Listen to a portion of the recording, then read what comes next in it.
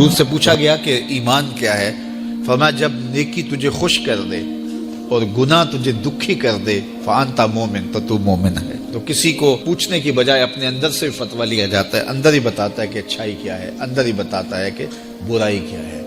اب وہ کس راہ پہ چلے گا؟ میرے حضور نے فرمایا جنت کا راستہ مشکل اور کٹھن ہے، اور جو جہنم کا راستہ ہے وہ آسان اور آراستہ ہے، شہوات سے سجا ہوا راستہ ہے۔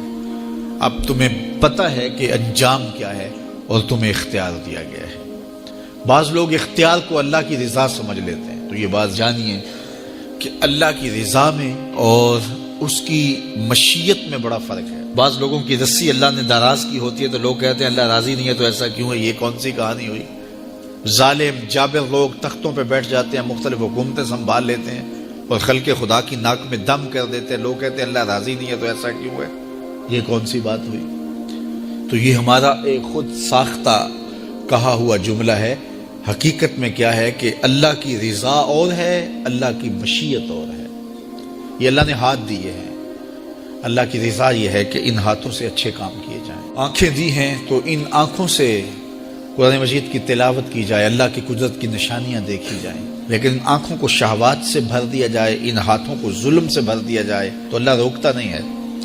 ایسا نہیں ہے کہ بندہ گالی دینے لگے تو زبان ٹیڑھی ہو جائے، ایسا نہیں ہے کہ بری نظر سے آنکھوں کی بینائی کمزور ہو جائے، ایسا نہیں ہے تھپڑ مارنے لگے تو ہاتھ رک جائے، ایسا نہیں ہے کہ وہ مے خانے کی جانب چلنے لگے تو پاؤں کی انگلیاں ٹیڑھی ہو جائیں، چلا نہ جائے، ایسا نہیں ہے۔ یہ اللہ کی مشیت ہے، اس نے قدموں میں طاقت رکھ دی، جدھر جانا چاہے جائے، اس نے اختیار بھی دیا ہے، لیکن یہ اس کا دیا گیا اختیار ہے، یہ اس کی مشیت ہے، لیکن اس کی رضا یہ ہے کہ یہ قدم اٹھیں تو مسجد کی جانب جائیں، یہ قدم اٹھے تو دکھیے کی مدد کے لیے جائیں، رزق حلال کمانے نکلیں، یہ زبان بولے تو قرآن کی تلاوت کرے، یہ لب کھلیں تو احادیث رسول کے نغمے ہوں، خیر خواہی کے کلمات ہوں، مخلوق خدا کی بہتری کی بات ہو۔ لیکن اگر کوئی گالی گلوچ دینے لگ جائے تو اس سے اللہ کی رضا نہیں۔ اللہ نے اعضاء بنا دیے اور اللہ نے انسان کو خیر اور شر کی تمیز دے دی، اچھائی اور برائی کا پتہ دے دیا، اب اس کی مرضی ہے کہ وہ کدھر نکلتا ہے۔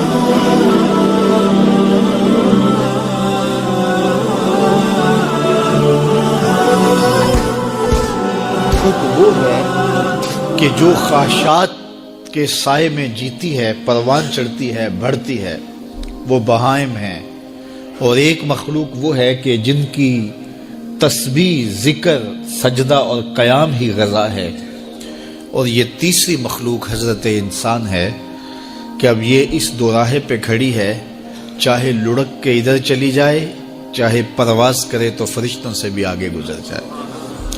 اب یہ اس کا اختیار ہے۔ حضرت انسان اللہ کی تخلیق کا شاہکار ہے، تو وہ لڑک کے چوپایوں جیسے کام کرے تو پھر چوپایا تو وہ ہوا ہی ہوا، لیکن فرمایا بل ہم عدل، بلکہ چوپایوں سے بھی گزر گیا ہے، اس لیے کہ چوپائے کے پاس تو تھا ہی وہ جو اس نے کیا، اور اس کے پاس چراغ علم بھی تھا، جگمگاتی راہیں بھی تھی، جنت کے راستے بھی تھے۔ یہ آسمان کی طرف پرواز کرنے کی بجائے زمین کی طرف لڑک گیا تو یہ چوپایوں سے بھی بدتر